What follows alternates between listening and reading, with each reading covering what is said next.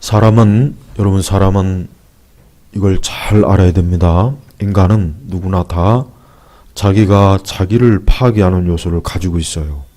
이걸 잘 알아야 돼요. 우리 그리스도인들은 사람에 대해서 정확하게 알지 못하면은 하나님에 대해서 잘 모르고 세상에 대해서도 잘 몰라요.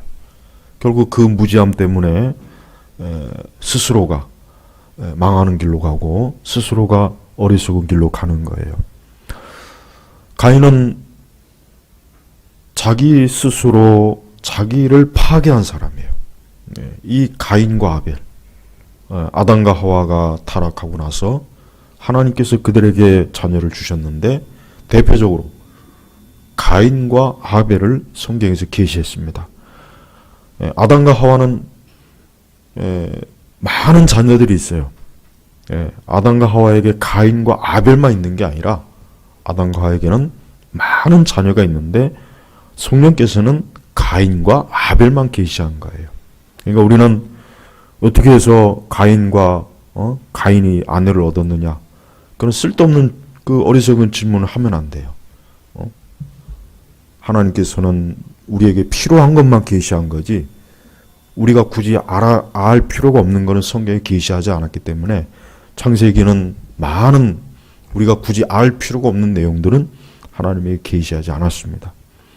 자, 이 가인과 아벨은 어떻게 보면 앞으로 인류가 어떻게 보면 인류의 두 종류의 사람들을 대표하는 사람이에요. 가인은 피를 의지하지 않는 사람이고 아벨은 피를 의지한 사람이에요. 그 피는 어떤 피를 말합니까? 그리스도의 피를 말하는 거예요. 인류는 결국은 앞으로 두 종류의 사람, 가인의 계열과 아벨의 계열이 있어요. 물론 나중에 아벨이 죽으니까 하나님께서는 그 아벨 이후로 셋의 계열을 주시죠. 그럼 우리가 대표적으로 이 가인과 아벨은 앞으로 인류가 주님 오시는 그날까지 두 종류의 사람을 대표하는 사람이라고 봐도 사실은 틀림이 없습니다. 가인은 어떤 사람인가? 가인은 우리가 이 말씀을 가만히 보면은 가인의 기질은 굉장히 폭력적이고 가인은 굉장히 정욕적이고 야비하고 가인은 굉장히 시기심이 많고 질투심이 많아요. 그리고 가인은 일단 그 특성이 뭡니까? 불순종의 특징이에요. 가인은 대표적으로 보면은 하나님이 정한 질서를 따르지 않는 거예요. 그래서 가인은 자기가 잘못하는 것을 자기의 죄를 자기가 스스로 인식해야 되는데 그 책임을 누구에게? 아벨에게 돌리는 거예요. 그리고 심지어는 하나님에 대해서조차도 이 가인은 아주 불량한 사람이에요.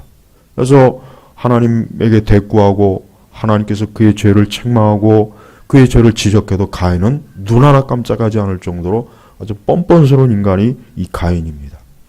저는 왜 하나님께서 이런 가인을 살려뒀는지 참 이해가 안 가요. 그냥 당장 하나님께서 벼락을 쳐서라도 이 버르장머리 없는 가인을 내려쳤어야 되는데 우리 하나님은 너무나 긍휼과 사랑이 많아요.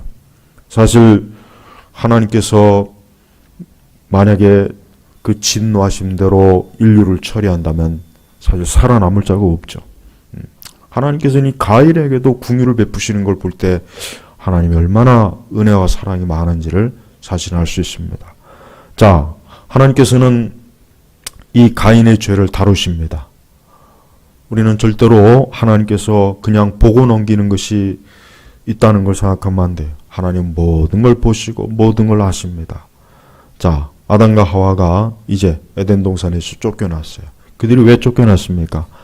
하나님께서 따먹지 말라는 선악과를 따먹었어요. 불순종했어요. 그래서 하나님께서 이제 그들에게 대가를 치르도록 합니다. 아담과 하와는 아마도 에덴 동산에서 쫓겨난 이후에 하나님께서 우리의 죄를 어떻게 처리하실까 아마 궁금했을 것 같아요. 에덴 동산에서 나와서 그들은 잠깐 사는 동안 하나님께서는 오늘 말씀대로 보니까 가인을 낳고 그 다음에 가인의 동생 아벨을 낳았습니다. 하나님께서 이 아담과 하와에게 가인과 아벨이라고 하는 두 아들을 줬어요. 근데 여기에서부터 이제 문제가 생깁니다. 뭡니까? 이 성경에 보니까 가인은 어떤 사람이냐? 가인은 그런 땅에서 농사를 짓는 사람입니다. 농사를 짓는 사람이에요. 그래서 여기 보니까 아벨은 양치는 자였고 가인은 땅을 경작하는 자였다. 이 가인과 아벨은 서로 직업이 다릅니다. 그래서 세월이 흘려서 하나님께 이제 제사를 지내는데 아벨은 여기 보니까 아벨도 자기 양떼의 섯새끼와 그 기름을 바쳤다. 그러니까 아벨은 양을 치는 자였기 때문에 사실은 양을 바친 거예요. 그러나 여기서 더 알아야 될 것은 히브리서 11장 4절에 보면 이런 말씀이 있습니다. 믿음으로 가인보다 더 나은 제사를 하나님께 드림으로 의로운 자라 증거를 얻었다. 여러분, 우리는 이 아벨은 양을 치는 자였기 때문에 양을 드린 게 아니에요. 근본적으로 아벨은 그 아담과 하와가 범죄한 이후에 하나님께서 그들을 위해서 가죽옷을 지어 입힌 것을 잘 알았던 거예요. 그래서 하나님께 나아갈 때는 피 흘림이 없이는 나아가면 안 된다. 이 교훈을 잘 알아듣고 하나님 앞에 양을 바쳐서 하나님 앞에 제사를 드린 겁니다. 근데 이 가인이라고 하는 사람이 문제예요. 이 가인은 땅을 경작하는 자였어요. 그래서 아마도 가인은 뭐 하나님 앞에 그냥 뭐 나아가면 되지. 뭐 굳이 뭐 이것저것 구별할 필요가 있겠나 해가지고 아무 생각 없이 어때요? 여기 보니까 가인은 땅의 열매 가운데서 여호와께 제물을 바쳤다 그랬습니다. 바로 오늘 이 본문의 말씀의 핵심은 이 제물의 문제입니다. 이 부분에 대해서도 많은 오류가 많은 해석과 적용을 했는데 이 가인과 아벨이 왜 하나님께 받아들이지 않느냐 그 차이는 뭡니까? 제물의 차이예요. 제물의 차이입니다. 다른 차이가 아니에요. 우리는 이 말씀의 정확한 해석을 알아야 됩니다. 하나님께서 왜 가인을 받아주지 않았느냐? 왜 아벨을 받아줬느냐? 그건 가인과 아벨의 어떤 도덕적, 윤리적인 문제가 아닙니다. 아벨은 좀 착해서, 아벨은 굉장히 착하고 순종적이고 좋은 사람이기 때문에 하나님께서 받아들였느냐? 아닙니다. 그게 아닙니다. 가인은 좀 나쁜 놈이기 때문에 아까 제가 했지만 가인은 기질적으로 보면 좀 아벨보다는 좀 거친 사람인 게 틀림없습니다. 가인은 나쁜 사람이니까 받아들였느냐? 그것도 아닙니다. 차이는 뭡니까? 재물의 차이예요. 재물의 차이. 그래서 5절 보니까 가인과 그의 재물은 받지 않으므로 가인이 매우 화가 나서 그의 얼굴을 떨어뜨렸다. 왜 하나님께서 가인의 재물을 받지 않았느냐? 가인의 재물이 하나님 앞에 가져 나오기 합당하지 않았기 때문에 그런 거예요. 가인도 역시 어때요? 피 흘린 재물을 가지고 하나님 앞에 가지고 나왔어야 되는 거예요. 그게 하나님께서 주신 아담과 하와에게 주신 교훈인데 아벨은 그 교훈을 잘 순종한 거예요. 믿음으로 순종한 거예요. 그래서 아까 히브리서에 나오지만 믿음으로 가인보다 더 나은 제사를, 더 나은 제사, 더 나은 제물. 가인은 땅의 소산물을 가지고 하나님 앞에 제사를 지는데 그건 하나님이 원치 않는 거예요. 그건 하나님이 원치 않는 거였단 말이에요. 근데 가인은 지 멋대로, 자기 마음대로예요. 여러분, 하나님께서는 사람이 자기 마음대로 하나님을 섬기는 걸 원치 않습니다. 오직 말씀대로, 하나님이 정한 규례대로, 하나님의 뜻대로, 이게 하나님이 정한 거거든요. 그래서 아벨은 거기 순종을 잘했어요. 그래서 하나님께서 그를 받아준 거예요. 그래서 그를 의로운 자로 취한 거예요. 그러나 가인은 어때요? 가인은 받아들이질 않았습니다. 가인은 자기 마음대로요. 자기 멋대로요. 정해놓은 질서를 따르지 않는 거예요. 하나님께서 정해놓은 규례를 따르지 않는 거예요. 벌써 여기서부터 뭡니까? 인간의 죄악의 본성이 그대로 드러나는 것입니다. 이 가인은 어때요? 불순종에, 불만, 불평에, 하나님의 뜻을 따르지 않는 그런 거친 기질을 그대로 이 가인이 드러낸 거예요. 이게 뭡니까? 타락한 본성에서 나오는 것이에요. 타락한 본성에서 나온 것입니다. 자, 여기에서 가인과 아벨이 그 정도 했으면은 가인이 그 정도 했으면 좋았을 텐데 가인은 그 마음에 앙심을 품었어요. 어떤 앙심을 품었느냐? 그 동생 아벨을 미워한 거예요. 미워한 거예요. 그 동생 아벨을 미워한 거예요. 미움은 뭡니까? 그건 살인인 거예요. 그 동생 아벨을 미워한 거예요. 자기의 재물을 받지 않아서 기분이 나쁜 거예요. 그런데 하나님께서 아벨의 재물을 받으니까 굉장히 그 아벨에 대한, 동생 아벨에 대한 시기와 질투와 증오와 미움이 아주 똘똘 뭉친 거예요. 인간의 자기 파괴적인 요소가 바로 이겁니다. 우리 성도들은 어떠한 일이 있어도 우리 마음속에 증오심, 시기심, 질투 이런 마음이 우리 마음에 있으면 안 됩니다. 이런 마음을 회개해야 되는 거예요. 이런 마음이 뭡니까? 자기를 파괴하는 거예요. 우리는 그런 마음을 가지고 남을 파괴한다고 생각하지만 먼저 자기 자신을 파괴한다는 것을 잘 알아야 돼요. 그러니까 가인은 하나님께서 제물을 받지 않았으면 어떻게 됩니까? 아, 내가 하나님 앞에 합당한 제물을 바치지 않아서 그랬구나 하고 회개했어야 되는 거예요. 회개하고 다시 하나님 앞에 제물을 바치면 하나님께서 제물을 받으시죠. 가인은 마땅히 그랬어야 되는데 가인은 그렇지 않고 뭡니까? 그 모든 책임을 누구에게? 아벨에게 다 돌리는 거예요. 저 아벨 저놈은 나는 내 제물을 하나님께서 받지 않았는데 저 아벨은 하나님께서 제물을 받아서 그러니까 이 가인이 두고 앙심을 품고 그 아벨을 미워하고 증오하고 살인하고자 하는 마음이 생기니까 어때요? 어느 날 들로 아벨을 불러요. 아마 아벨에게 야 우리 산책이나 가자 하고 들로 부른 거예요. 근데 결국 어떻게 해요? 가인이 아벨을 쳐 죽였습니다. 이게 바로 흔히 말하는 인류 최초의 살인이에요. 자, 죄는 반드시 열매를 맺습니다. 죄의 싹은 뭡니까? 사망이잖아요. 아마도 아담과 하와는 충격을 받았을 거예요. 사실 가장 큰 충격을 받은 사람은 아담과 하와예요. 왜? 이것이 바로 우리가 하나님 앞에 범한 죄의 열매구나. 죄의 싹이구나. 이것이 바로 하나님 앞에서 불순종한 대가구나. 아담과 하와가 얼마나 사실 가슴을 부여잡고 힘들었을까. 한번 짐작을 해봅니다. 그 형제간에 그 형이 아벨을 질투하고 시기해서 그 아벨을 들여서 몰래 쳐 죽인 이 사건이 어때요? 아마도 아담과 하와는 두고 하나님 앞에 죄를 지면 이렇게 되는구나. 하나님 앞에 죄를 지면 이렇게 사람이 고통을 받는구나. 괴로움을 당하는구나. 이러한 악한 일이 생기는구나 하고 깨달았던 거예요. 여러분, 이 세상의 고통이 어디서 옵니까? 죄 때문에 오는 것이요.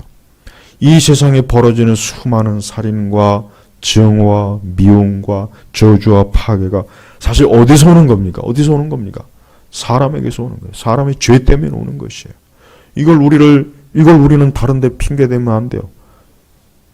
기독교는 근본적으로 사람을 다루는 종교예요. 기독교는 근본적으로 인간을 다루는 겁니다.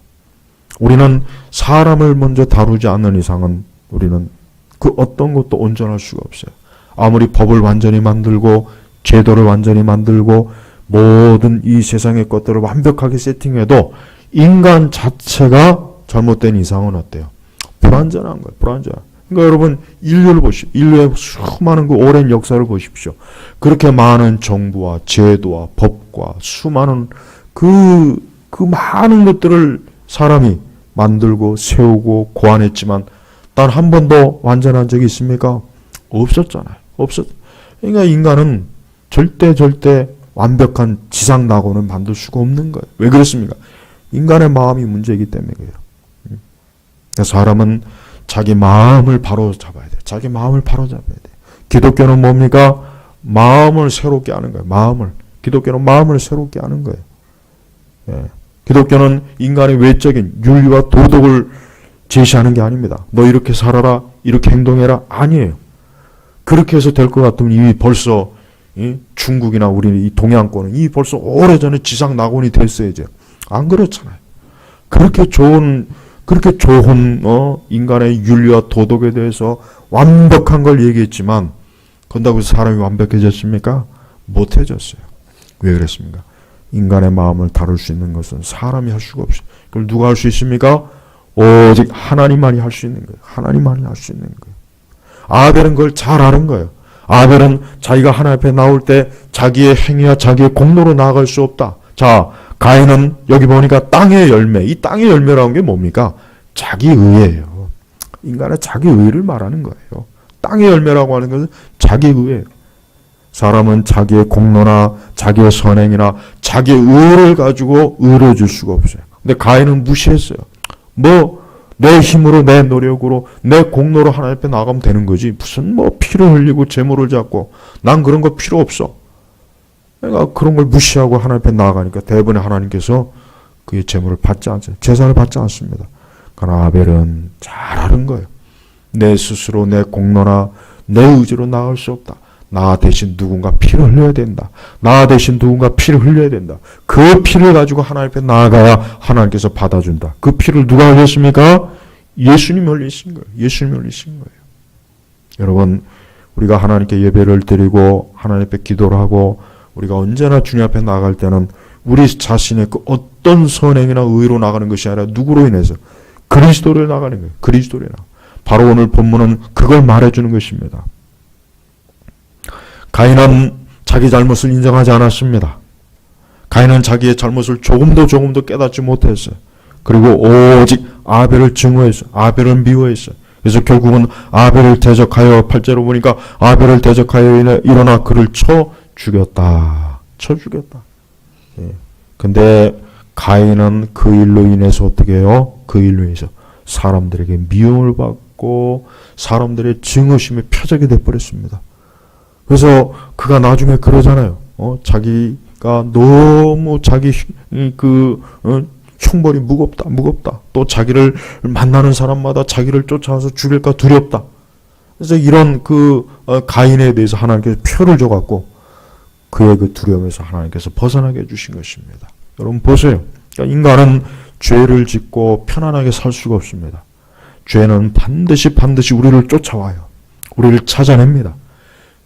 우리가 죄를 지으면 그 죄가 절대 우리를 못 찾을 것 같죠. 아, 내가 죄를 졌는데 누구도 본 사람이 없어. 아는 사람이 없어. 아니에요.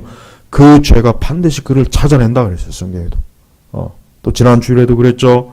우리가 죄를 지으면 그 죄 때문에 우리에게 좋은 것이 오려고 하다가 그 죄 때문에 막아버리는 거예요. 그러니까 이 죄는 절대 말 그대로 죄는 백해무익해요. 그러니까 우리 성도들은 항상 죄를 멀리해야 됩니다. 늘 죄를 회개해야 됩니다. 늘 죄가 우리 가까이 있지 못하게 해야 돼요. 오늘 가장 중요한 말씀이 사실 7절 말씀이에요.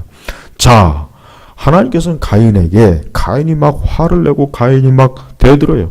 하나님께서 가인에게 충고를 해요. 뭡니까? 7절에 내가 선을 행했으면 왜 얼굴을 들지 못하겠느냐. 그러나 내가 선을 행하지 않으면 죄가 문 앞에 도사리고 있을 것이다. 죄의 소원은 내게 있으나 너는 그것을 다스려야 된다. 여러분, 타락한 본성은 항상 죄에 대한 갈망이 있어요. 의에 대한 갈망이 없습니다. 우리 인간은 이 타락한 본성에서 하나님께서 지적하신 것처럼 죄의 소원, 죄의 갈망이에요. 늘 죄를 짓고 싶어하고 마치 선악과를 탐하듯이 죄를 선악과보다 타는 거예요. 따먹고 싶은 거예요. 언제나 그 죄를 탐하는 거예요. 근데 하나님께서는 어때요? 그것을 어때요? 다스려야 된다. 그걸 다스리지 않았기 때문에 너가 지금 이러한 범죄를 한 것이다. 너가 왜 아벨을 증오하느냐? 너가 왜 아벨을 미워하느냐? 네가 왜 아벨을 시기하고 질투하느냐? 그걸 네가 다스리지 않고 네가 그 죄에 오히려 걸려 넘어져서 네가 지금 이렇게 된 것이다. 네가 왜 얼굴을 들지 못하느냐? 여러분, 우리는 어떤 일이 있어도 항상 죄가 우리에게서 어때요? 우리를 넘어뜨리지 못하게 됩니다. 죄가 우리를 넘어뜨리려고 여기 보니까 죄가 문 앞에 도사리고 있을 것이다. 죄는 항상 어때요? 우리의 가는 발걸음 늘 따라다닙니다. 그러니까 인간은 이 죄에서 벗어나기가 불가능해요. 스스로 불가능합니다. 항상 그리스도를 의지하고 그리스도를 바라보고 언제나 그분과 동행하지 않는 이상은 이 죄가 어느 틈에 꼭 내 발 앞에 와가지고 나를 걸려 넘어뜨리는 거예요. 여러분 길 가다가 혹시 넘어져 본 적 있어요? 다 한 번씩 있을 거예요. 뭐 어릴 때든지 언제 마찬가지요. 길 가다가 넘어진 적이 있어요. 죄는요 인간을 사람을 넘어뜨리는 거예요. 넘어뜨려서 그를 못 일어나게 합니다. 그를 다치게 합니다. 그에게 고통을 줘요. 그를 괴롭히는 거예요. 지금 이 가인은 홧김에 그 아벨을 미워하고 증오심에 아벨을 죽였지만 그 이후에 가인은 더 고통스러운 거예요. 더 고통스러워가지고 그는 가는 데마다 그를 증오하고 저주하는 사람이 따라다니니까 겁이 나가지고 두려워가지고 어때요? 벌벌 떨잖아요. 벌벌 떨잖아요. 그러니까 죄라고 하는 것은 늘 이럽니다. 여러분, 사람이 아무리 모든 것이 완전해도 죄를 지으면은 그는 늘 쫓깁니다. 늘 쫓기고 늘 불안하고 늘 뭔가 모르게 구석으로 몰린 것 같고. 그러니까 이 죄라고 하는 것은 잠시도 우리에게 평안을 못 주는 거예요. 그래서 사람이 평안하고 싶으면은 죄를 멀리하면 돼요. 죄를 멀리하면 됩니다. 죄를 가까이 하면 평안이 없습니다. 죄를 가까이 하면 평안이 없어요. 가인을 보세요. 가인은 평생토록 그는 떠도는 자예요. 떠도는 자가 됩니다. 단 한 곳에서도 그는 어때요? 안식을 누리지 못하는 거예요. 이곳 가도 저곳 가도 늘 그가 지은 죄가 그를 따라다닙니다. 그나마 하나님께서 그에게 어떠한 표를 줘서 사람들로 하여금 죽임을 당하지 않게 한 것뿐이지, 그는 평생토록 가는 곳마다 정착하지 못하고 어때요? 방황하고 떠돌고 늘 정신적인 불안함으로 그는 일생을 산 거예요. 이게 죄인의 모습입니다. 여러분, 오늘 우리 시대 사람들 보십시오. 사람들은 겉으로는 아무렇지 않은 것이 꾸미고 다니지만 그가 죄를 짓고 있는 한, 그가 여전히 죄의 노예가 되고 있는 한, 그는 가인과 같은 거예요. 가인과 같은 거예요. 네? 가인이 좋은 곳에 산다고 해서 마음이 편했겠습니까? 그렇지 않아요. 아무리 좋은 곳일지라도 죄가 있는 이상은 어때요? 사람 평안이 없는 거예요. 그러니까 우리 그리스도인들은 세상 어디를 가도 절대 거기가 지상낙원이다. 거기 가면 행복하겠지. 거기 가면 완전하겠지. 거기 가면 내 근심과 염려가 없어지겠지. 거기 가면 우리 가정이 복되겠지. 저기 가면 우리 가정이 내 삶이 완전하겠지. 천만에 그렇지 않아요. 거기 가서도 여전히 어때요? 우리는 그리스도와 함께 하지 않는 한 거기는 평안이 없는 것이에요. 우리는 어딜 가든 예수님과 함께 하면 됩니다. 그리스도와 함께 하는 것이에요. 제일 중요한 것은 그리스도와 함께 하는 것이 가장 중요한 것이지, 그리스도 없이, 의로움 없이, 거룩함 없이, 그런 거 없이 내가 어딜 간다고 해봐야 여전히 거기에서 늘 떠돌고 방황하는 것이에요. 여러분, 우리 시대 사람들의 삶을 보면 그래요. 결국 인간의 삶은 두 종류예요. 예수님 안에서 안식하는 사람과 늘 떠도는 거예요. 늘 떠돌아요. 직업도 떠돌고 사는 곳도 떠돌고 취미생활도 떠돌고 늘 떠돌아요. 정함이 없어요. 안정이 없어요. 늘 떠돌아요. 그러니까 여러분, 예수님 믿지 않는 사람들, 중생하고 거듭나지 않는 사람들의 삶을 보면 금방 표시가 나요. 안정감이 없습니다. 일단 늘 불안정합니다. 늘 뭔가 마음이 어때요? 균형 잡히지 못했어요. 안정이 없어요. 평안이 없어요. 항상 뭔가 떠돌아요. 늘 방황해요. 잠시도 쉬지를 못해요. 왜 그렇습니까? 죄가 그를 계속 사로잡고 있기 때문에. 죄가 그를 계속 사로잡으니까 그에게 단 한순간도 안정이 없는 거예요. 그러니까 우리는 하나님께서 이 죄로 인해서 결국 쫓겨다니는 사람의 운명을 여기에서 보여주는 것이에요. 수많은 사람들이 가인의 길로 가고 있습니다. 지금도 가인의 길로 가고 있어요. 가인의 길은 끝이 뭡니까? 가인의 일생을 보면은 그는 하나님 앞에 구원받았다는 말이 없습니다. 가인은 그대로 떠돌다가 끝난 거예요.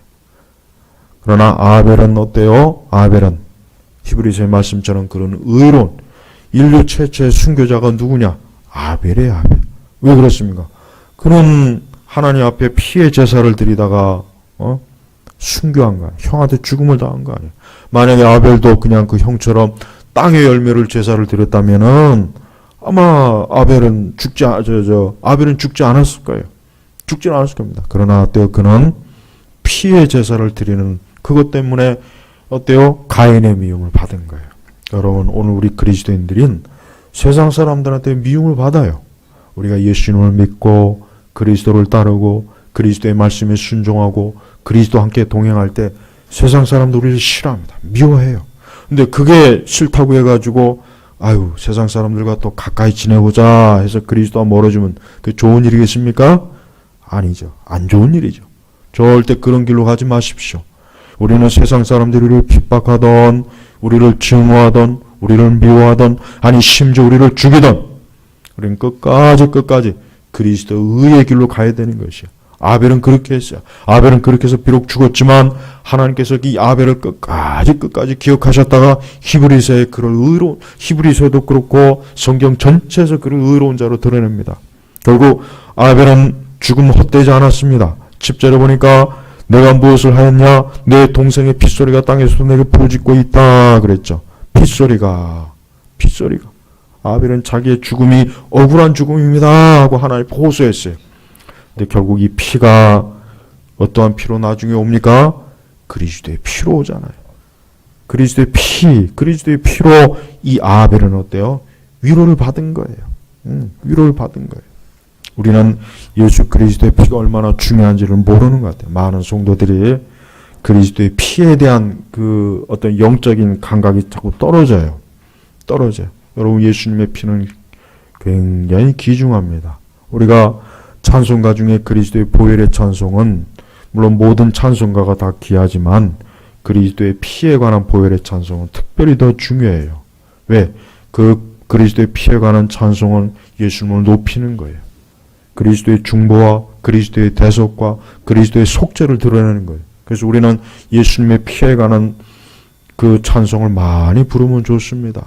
또 우리는 그리스도의 피에 관한 묵상을 많이 하면 좋아요. 왜 그렇습니까? 그 그리스도의 피야말로 내 모든 죄로 인해서 저주를 받지 않게 합니다. 마귀로부터 우리를 보호합니다. 그리스도의 피야말로 내 죄를 씻어줘요. 그리스도의 피야말로 내 마음을 안정시켜요. 그리스도의 피가 없이는 어때요? 우리는 세상을 살 수가 없어요. 그래서 문설주 위에 양의 피를 바르잖아요. 우리의 삶에 항상 그리스도의 피가 가득해야 돼요. 여러분, 항상 그리스도의 피를 의지하십시오. 그 피야말로 우리에게 자유를 줍니다. 우리에게 기쁨을 주는 거예요. 우리를 마귀로부터 보호합니다. 또 죄로부터 보호합니다. 악인으로부터 보호해요. 이 그리스도의 피의 권세는 대단한 것이에요. 이 그리스도의 피의 권세를 아직도 모르는 사람들은 그리스도를 모르는 것이에요. 예수님이 십자가에서 피 흘린 것은 그냥 그분이 십자가에서 창에 찔렸으니까 피 흘렸겠지. 가시관을 썼으니까 피 흘렸겠지. 못이 박혔으니까 피 흘렸겠지. 아니에요. 그 피로 인해서 우리가 나음을 얻는 거예요. 그 피로 인해서 우리가 어때요? 모든 저주와 재앙에서 벗어나는 거예요. 그 피로 인해서 우리가 하나님의 자녀가 되는 것이에요. 그 피로 인해서 우리가 천국에 들어가는 것이에요. 그러니까 이 그리스도의 피의 값어치는 세상 그 어떤 것보다도 귀한 것이에요. 그래서 복음의 핵심은 그리스도의 피에 있는 거예요. 그래서 모든 사람들이 그리스도의 피를 발라야 돼요. 모든 집안이 그리스도의 피를 발라야 됩니다. 모든 사람들이 그리스도의 피로 흠뻑 적셔질 때 그의 삶은 뭐예요? 평안이 있고 안정이 있는 것입니다. 비록 아벨이 하나님 앞에 피의 제사를 드려서 순교를 당했어도 아벨은 구원받은 사람입니다. 그는 거듭난 사람입니다. 그는 하나님의 자녀예요. 그는 천국을 유업으로 받은 사람이에요. 그러나 가인은 어때요? 가인의 종교는 피를 무시했어요. 가인은 피를 하찮게 봤어요. 가인은 피 같은 거 필요 없다고 했어요. 그 대가가 뭐예요? 평생 저주받으면서 떠도는 인생이 되는 거예요. 지금도 그렇습니다. 이 땅에 수많은 사람들이 있어요. 이 땅에 70억이 넘는 사람이 있지만 아벨처럼 그리스도의 피에 잠긴 사람과 피를 무시하는 사람이, 이 두 종류의 사람이 지금 있어요. 두 종류의 사람이 지금 이 세상 곳곳에 있어요. 한 집안에도 두 종류의 사람이 있어요. 가인이 있고 아벨이 있어요. 심지어는 교회에서도 저는 있다고 생각합니다. 교회에서도 여전히 가인의 자리에 있는 사람이 있어요. 하나님 앞에 피의 제사를 드리지 않는 거예요. 그리스도 이름으로 나오지 않는 거예요. 그리스도 이름으로 나오지 않는 사람은 그의 예배는 받아들이지 않습니다. 예수 그리스도의 피로 죄사함을 받고 그리스도의 피로 씻음 받은 사람, 그 사람의 예배와 기도가 하나님께 받아들여지는 것이에요. 그러니까 같은 자리에 있어도 가인이 있고 아벨이 있는 것이에요. 여러분 어떤 사람입니까? 여러분 가인입니까? 아벨입니까? 이 두 사람은 형제예요. 형제일지라도 어때요? 혈과 육은 이렇게 나눠지는 것이에요. 그래서 우리는 예배 드릴 때나 하나님께 나올 때는 언제나 그리스도의 피를 의지해서 나오는 겁니다. 자기 의로, 자기 공로로, 자기 노력으로 나오는 것이 아니에요. 우리가 착한 일하고 선행을 하고 내가 종교적으로 좋은 일에서 하나님 기뻐하시겠죠. 아닙니다. 그게 아닙니다. 오직 그리스도의 피로 나오는 것이요. 수많은 사람들에게 이 그리스도의 피가 발라지면 얼마나 좋을까요? 이 그리스도의 피가 발라지면 모든 불행이 떠나고 저주도 떠납니다. 심지어는 우리의 질병도 고침을 받습니다. 이 그리스도의 피의 권세는 놀라운 것이에요. 그래서 복음의 핵심은 피입니다. 우리는 그리스도의 복음을 전하는 데 있어서 피를 잘 증거하지 않아요. 지금 보면 요즘은 보면 그리스도의 피를 잘 증거하지 않습니다. 그건 잘못된 겁니다. 그리스도의 피가 복음의 가장 핵심이에요. 핵심. 그래서 예수님이 나를 위해서 피 흘리셨다. 피 흘리셨다. 여러분 구약의 제사를 보십시오. 제사는 피 흘림이 없으면 안 돼요. 물론 곡식 제사가 있긴 하지만 그러나 궁극적으로 피에 기반을 둔 거예요. 히브리서에 잘 나옵니다. 그래서 피가 없으면 안 돼요. 여러분 이 세상에도 이방인의 제사나 이방 종교를 보면 가만히 보면은 피가 있습니다. 그게 뭐예요? 참된 제사를 흉내낸 겁니다. 흉내낸 거예요. 우리는 언제나 그리스도의 피로 그분의 피의 공로로 하나님 앞에 나아가는 것입니다. 제발 복음의 참된 의미를 여러분 착각하면 안 됩니다. 신앙생활 하다 보면 자꾸 내가 하나님 앞에 무엇을 하니까 하나님 기뻐하시겠지. 내가 노력을 쏟고 정성을 쏟고 물론 그거 중요하긴 해요. 그런데 그것도 그리스도의 피가 있을 때 중요한 거예요. 그러나 그리스도의 피가 없이는 아무리 노력을 하고 정성을 쏟고 해도 안 되는 것입니다. 아주 옛날 할머니들이 정한수를 떠서 달밤에 막 빌죠. 가족을 축복해주고 귀신도 떠나고 안타깝지만 그건 아무 소용이 없는 거예요. 왜? 그리스도의 피가 없으니까 소용이 없는 거예요. 그러니까 그리스도의 피가 있느냐 없느냐 거기에 기독교의 생사가 달린 것입니다. 여러분 기도할 때 그리스도의 피로 나를 흠뻑 적셔 주십시오 라고 기도하세요. 그건 좋은 기도예요. 그건 귀신에 떠나가는 기도입니다. 그리스도의 피로 나를 보호하소서. 그리스도의 피로 나를 지켜주소서. 그리스도의 피로 우리의 가정을 지켜주시고 우리의 자녀들을 보호하소서. 이건 굉장히 중요한 기도입니다. 이런 기도는 잘 안 하더라고요. 그렇지 않습니다. 그리스도의 피만큼 중요한 건 없어요. 성경 전체에서 그리스도의 피가 흐르지 않습니까? 성경 전체에서 그리스도의 붉은 피가 흐르잖아요. 그 피가 없이는 하나님의 구속사는 이루어질 수가 없는 거예요. 그래서 그 구약 성경 수천 년의 역사 동안 계속해서 징숨을 자고하다가 피 흘리고 때가 차니까 하나님께서 그 아들 예수 독생자를 보내셔서 예루살렘에서 피 흘리시게 했잖아요. 그 피가 중요한 것이에요. 가인은 그 피를 무시해서 결국은 이런 꼴을 당한 것입니다. 그 피가 없으니까 마음에 증오심이 있는 거예요. 저주가 있는 거예요. 미움이 있는 거예요. 시기 질투가 있는 거예요. 그러니까 지금도 사람들의 마음을 변화시킬 수 있는 건 뭔지 아십니까? 그리스도의 피예요. 여러분이 누군가를 전도하고 싶으면은 하나님 앞에 이렇게 기도하세요. 주여 저 사람에게 그리스도의 피를 발라주십시오. 저 사람의 저 강팍한 마음, 불신앙의 마음, 저 사람의 저 악한 삶 속에 그리스도의 보혈의 피를 발라주십시오. 그렇게 기도를 하십시오. 그러면 하나님께서 반드시 그 기도를 들어주실 거예요. 반드시 하나님께서 그리스도의 피로 그를 깨끗하게 정화시켜 줄 거란 말이에요. 사람은 그리스도의 피만이 그걸 온전하게 하는 거예요. 어린아이들도 마찬가지고 우리 청소년들도 마찬가지예요. 젊은 청년들 마찬가지예요. 장년들도 마찬가지입니다. 우리 노인분들도 마찬가지예요. 그리스도의 피가 없이는 존재할 수가 없어요. 그리스도의 피가 없이는 인간은 행복할 수가 없어요. 그리스도의 피가 없이는 인간은 마음의 안정을 얻을 수가 없어요. 아무리 좋은 곳에 가서 좋은 것 먹고 좋은 옷을 입고 명품을 걸치고 아무리 좋은 휴가지에 가서 평안하게 누워 있어도 그리스도가 피가 없으면은 그의 발밑에 뭐가 있습니까? 죄가 도사리고 있어요. 원수마귀가 도사리고 있어요. 시커먼 마귀와 죄악이 그를 언제 집어삼킬지 모르는 거예요. 얼마나 무섭습니까? 얼마나 무서워요. 심판의 천사가 누군가를 넘어갈 때 그에겐 저주가 있는 것입니다. 그러나 그리스도 피가 있으면 심판의 천사가 그를 손을 못 댑니다. 오늘날 수많은 사람들이 언젠가는 하나님의 심판의 천사가, 이 죽음의 천사가, 하나님의 죽음의 부르심이 그를 넘어올 텐데 그걸 모르고 내일 일을 모르고 오늘 인생을 즐기고 놀자, 자기 일에 바빠요. 일하고 돈 벌고 열심히 살고 거기에 바빠요. 나는 그게 참 용감하다고 생각해요. 저는 살아오면서 주회를 하면서 느끼는 바가 뭐냐면, 야, 사람이 예수님을 안 믿고 어떻게 하루를 넘길까? 난 그게 제일 참 두렵다고 생각이 들어요. 어떻게 예수님 안 믿고 하루를 넘길까? 아니, 그 하루 동안에 무슨 일이 일어나는지 모르잖아요. 그러지 않아요? 근데 어떻게 예수님 안 믿고 하루를 넘길까? 그 용감하다고 해야 될지, 무모하다고 해야 될지, 그걸 모를 일이에요.